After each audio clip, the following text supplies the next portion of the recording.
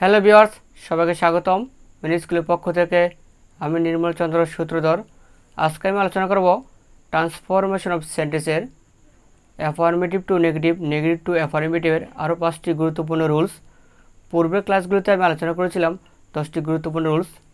আজকে আমি আলোচনা করব 5টি গুরুত্বপূর্ণ রুলস। যদি আমার ভিডিওগুলো ভালো লেগে থাকে অবশ্যই আমার চ্যানেলটি সাবস্ক্রাইব করুন এবং বেশি বেশি করে আমার ভিডিওগুলো দেখুন।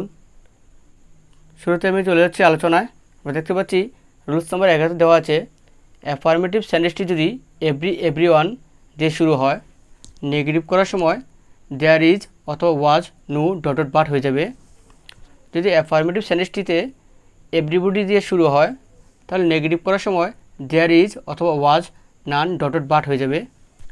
আবার যদি নেগেটিভ সেন্টেন্সটিতে দেয়ার ইজ অথবা ওয়াজ, নো, ডট বাট দেওয়া থাকে তাহলে অ্যাফার্মেটিভ করার সময় এভরি অথবা এভরি ওয়ান বসাতে হবে। যদি নেগেটিভ সেন্টেন্সটিতে দেয়ার ইজ অথবা ওয়াজ, নান, ডট বাট দেওয়া থাকে অ্যাফার্মেটিভ করার সময় শুরুতে কী বসাতে হবে? এভরিবডি। এক্সাম্পল দেখতে পাচ্ছি, এভরি স্টুডেন্ট লাইকস হার। অ্যাফার্মেটিভ সেন্টেন্সটিতে কী দেওয়া আছে? এভরি। অ্যাফার্মেটিভ সেন্টেন্সটিতে এভরি দেওয়া আছে, তাহলে শুরুতে কী বসবে? দেয়ার ইজ নো এবং সাবজেক্টের পরে বসবে বাট। অর্থাৎ কেন এখানে ইজ বসেছে, ওয়াজ কেন বসে নাই? কারণ এখানে ভার্বটা কি ফর্ম? Present form. যদি ভার্বটি এভরি দিয়ে শুরু হওয়ার পর যদি ভার্বটি প্রেজেন্ট ফর্ম থাকে তাহলে কি বসবে? ইজ। আর যদি এভরি অথবা এভরি দিয়ে শুরু হওয়ার পর ভার্বটি পাস্ট ফর্ম থাকে তাহলে ইজ না বসে কি বসবে? ওয়াজ। এভরিবডির ক্ষেত্র একই রকম। যদি এভরিবডি দিয়ে শুরু হওয়ার পর ভার্বের প্রেজেন্ট ফর্ম থাকে তাহলে বসবে there is, none, dot but. আর যদি এভরিবডি দিয়ে শুরু হওয়ার পর ভার্বের পাস্ট ফর্ম থাকে তাহলে বসবে দেয়ার ওয়াজ, নান, ডট বাট। এখন যদি there is no student but likes her এই সেন্টেন্সটিকে আমরা অ্যাফার্মেটিভ করি তাহলে দেয়ার ইজ নো বাটের পরিবর্তে আমরা কী বসে দিব? এভরি। তারপর সাবজেক্টে আমরা বসে দিব, তারপর ভার্বটি বসে দিব, তারপর বাকি অংশ। এখন চলে যাচ্ছি রুলস নম্বর 12-তে। রুলস নম্বর 12-তে দেখতে পাচ্ছি বোথ, অ্যান্ড অথবা বিসাইডস যদি কোনো অ্যাফার্মেটিভ সেন্টেন্সে থাকে তাহলে নেগেটিভ করার সময় এগুলোর পরিবর্তে কী হবে? Not only, but also.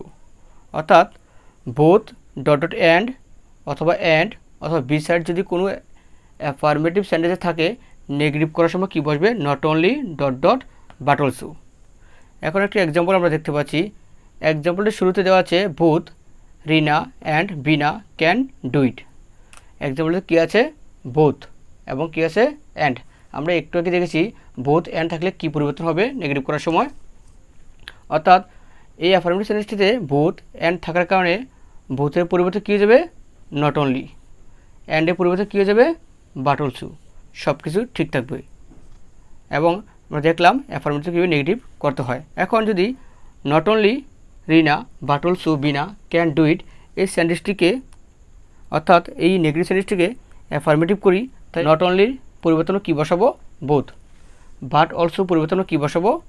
And. তাহলে কী হয়ে যাবে? অ্যাফার্মেটিভ হয়ে যাবে। আমরা দেখলাম রুলস 11-তে কীভাবে অ্যাফার্মেটিভ থেকে নেগেটিভ করতে হয়, নেগেটিভ থেকে কীভাবে অ্যাফার্মেটিভ করতে হয়। রুলস 12-তেও দেখলাম কীভাবে অ্যাফার্মেটিভকে নেগেটিভ থেকে অ্যাফার্মেটিভ করতে হয়। এখন আমরা চলে যাবো রুলস নম্বর 13-তে। রুলস নম্বর 13-তে দেখতে পাচ্ছি subject plus verb plus SD. SD হচ্ছে সুপারলেটিভ ডিগ্রি প্লাস বাকি অংশ। যদি অ্যাফার্মেটিভ সেন্টেন্সটিতে subject plus verb plus superlative degree plus বাকি অংশ দেওয়া থাকে তাহলে নেগেটিভ করার সময় শুরুতে কী বসবে? No other. শুরুতে কী বসবে? No other. তারপর সুপারলেটিভ ডিগ্রির পরের অংশ, তারপর ভার্ব, তারপরে একটি এস বসবে, তারপর সুপারলেটিভ ডিগ্রিটির পজিটিভ ফর্ম বসবে, তারপরে এস, তারপরে সাবজেক্ট। এখন যদি আমরা একটা এক্সাম্পল দেখতে পাচ্ছি, এই এক্সাম্পলটি যদি এখন পরিবর্তন করি তাহলে আমরা বুঝতে পারবো কীভাবে অ্যাফার্মেটিভ থেকে নেগেটিভ করতে হয়। He is the best boy in the class. এখানে আমরা দেখতে পাচ্ছি সাবজেক্ট প্লাস সাবজেক্ট আছে, তারপর ভার্ব আছে, তারপর সুপারলেটিভ ডিগ্রি আছে, তারপর বাকি অংশ আছে। অর্থাৎ এই অ্যাফার্মেটিভ সেন্টেন্সটিকে নেগেটিভ করতে হলে শুরুতে আমাদের কী বসাতে হবে? No other. শুরুতে আমরা কী বসে দেব? No other. তারপর এখানে বেস্ট হচ্ছে সুপার ডিগ্রি, এই সুপার ডিগ্রি পরের অংশ বসিয়ে দেবো আমরা বয় ইন দ্য ক্লাস, কী বসিয়ে দিচ্ছি বয় ইন দ্য ক্লাস রুলস অনুযায়ী। তারপর আমরা কী বসাবো ভার্ব, এখানে ভার্ব কী আছে ইজ, তারপর আমরা ভার্ব ইজটি বসিয়ে দেবো। তারপর বসাবো কি আমরা অ্যাজ। তারপর বেস্ট এখানে সুপার ডিগ্রি, এটির পজিটিভ ডিগ্রি হচ্ছে গুড, কী বসিয়ে দেবে এখানে গুড হয়ে যাবে। তারপর আবার একটি অ্যাজ বসবে, তারপর সাবজেক্টটি আমরা বসিয়ে দেবো শেষে। এটাই হলো অ্যাফার্মেটিভ থেকে নেগেটিভ পরিবর্তন করার নিয়ম। যখন সেন্টেন্সটি সুপার ডিগ্রি যুক্ত থাকবে তখন কীভাবে করতে হবে অ্যাফার্মেটিভ থেকে নেগেটিভ, সেটা আমরা এখন দেখলাম। এখন দেখব এই no other boy in the class is as good as he, এই সেন্টেন্সটিকে কীভাবে নেগেটিভ থেকে অ্যাফার্মেটিভ করতে হয়। তাহলে শুরুতে আমরা কী বসিয়ে দিব সাবজেক্ট, অর্থাৎ শেষের সাবজেক্টটি কোথায় চলে আসবে প্রথমে। তারপর আমরা বসিয়ে দেবো কি ভার্ব, ভার্ব কী আছে ইজ, অ্যাজেসটি উঠে যাবে। তারপর আমরা একটি ডি যুক্ত করব, কারণ সুপারলেটিভ ডিগ্রি পূর্বে সবসময় কী বসে ডি বসে। তারপর পজিটিভ ডিগ্রি আসছে কি এখানে গুড, এই গুডের সুপার ডিগ্রি হচ্ছে বেস্ট, আমরা গুডটিকে সুপারলেটিভ ফর্ম করব, কী করব বেস্ট। তারপর আমরা বেস্ট বসিয়ে দেব। তারপর বাকি অংশ বসে যাবে বয় ইন দ্য ক্লাস। এভাবেই অ্যাফার্মেটিভ থেকে নেগেটিভ, নেগেটিভ থেকে অ্যাফার্মেটিভ করা যায়। এখন আমি চলে যাব রুলস তোমার 14তে। 14 নম্বর রুলসে দেখতে পাচ্ছি অ্যাফার্মেটিভ সেন্টেন্সটি যদি এই গঠন অনুসারে থাকে, অর্থাৎ first subject plus verb plus CD, CD হচ্ছে কম্পারেটিভ ডিগ্রি প্লাস দেন প্লাস সেকেন্ড সাবজেক্ট যুক্ত থাকে, তাহলে নেগেটিভ করার সময় second subject plus verb plus not plus S plus PD, অর্থাৎ কম্পারেটিভ ডিগ্রির পজিটিভ রূপ plus S plus first subject বসে নেগেটিভ করতে হবে। এখন যদি আমরা এক্সাম্পল দিকে তাকাই, এক্সাম্পলে কী আছে বিনা ইজ টলার দেন রিনা, অর্থাৎ বিনা হচ্ছে এখানে ফার্স্ট সাবজেক্ট, রিনা হচ্ছে সেকেন্ড সাবজেক্ট। এখন যদি নেগেটিভ করতে বলা হয় তাহলে আমরা কীভাবে করব, অর্থাৎ সেকেন্ড সাবজেক্টটি প্রথমেই বসাতে হবে। যখন আমরা নেগেটিভ করব তখন সেকেন্ড সাবজেক্টটি প্রথমেই কী হিসেবে বসবে ফার্স্ট সাবজেক্ট হিসেবে, অর্থাৎ সেকেন্ড সাবজেক্ট বলতে এখানে অ্যাফার্মেটিভ সেন্টেন্সটির সেকেন্ড সাবজেক্টকে বোঝানো হয়েছে। তারপর কী বসবে ভার্ব, ভার্ব কী আছে ইজ, তারপর কী যুক্ত করতে হবে নট যুক্ত করতে হবে, তারপর কী বসবে অ্যাজ। তারপর এই কম্পারেটিভ ডিগ্রি আছে এখানে টলার, এই কম্পারেটিভের পজিটিভ রূপ বসাতে হবে আমাদের। টলারের পজিটিভ হচ্ছে টল, এখানে আমরা বসে দেবো টল। তারপর কী বসবে অ্যাজ, তারপরে ফার্স্ট সাবজেক্ট, ফার্স্ট সাবজেক্ট কী আছে এখানে বিনা, তারপর লাস্টে বসে দেবে বিনা, অর্থাৎ সেন্টেন্স শেষে কী বসবে বিনা। এভাবেই আমরা অ্যাফার্মেটিভ থেকে নেগেটিভ করতে পারি। এখন যদি Rina is not as tall as Bina, এই সেন্টেন্সটিকে অ্যাফার্মেটিভ করতে বলা হয়, তাহলে আমরা শুরুতে কী বসাবো বিনা, তারপর কী বসাবো ভার্বটি বসিয়ে দেবো, তারপর নট অ্যাজটি উঠে যাবে। তারপর এই পজিটিভ ডিগ্রি হিসেবে আছে এখানে টল, সেটি কী রূপ হবে কম্পারেটিভ রূপ হবে, অর্থাৎ টল হয়ে যাবে টলার। তারপর আমরা বসিয়ে দেবো কি দেন, তারপর রিনা বসিয়ে দেবো। এভাবেই অ্যাফার্মেটিভ থেকে নেগেটিভ, নেগেটিভ থেকে অ্যাফার্মেটিভ করা যায়। 15 নম্বর রুলসে আমরা দেখতে পাচ্ছি যদি অ্যাফার্মেটিভ সেন্টেন্সটি ইউনিভার্সাল ট্রুথ অর্থাৎ চিরন্তন সত্য, হ্যাবিচুয়াল ফ্যাক্ট অভ্যাসগত কর্ম, সায়েন্টিফিক ফ্যাক্ট বৈজ্ঞানিক সত্য বোঝায়, তাহলে নেগেটিভ করার সময় সেটি একসাথে হবে নেগো ইন্টাগ্রেটিভ, অর্থাৎ নেগেটিভও হয়ে যাবে ইন্টাগ্রেটিভও হয়ে যাবে।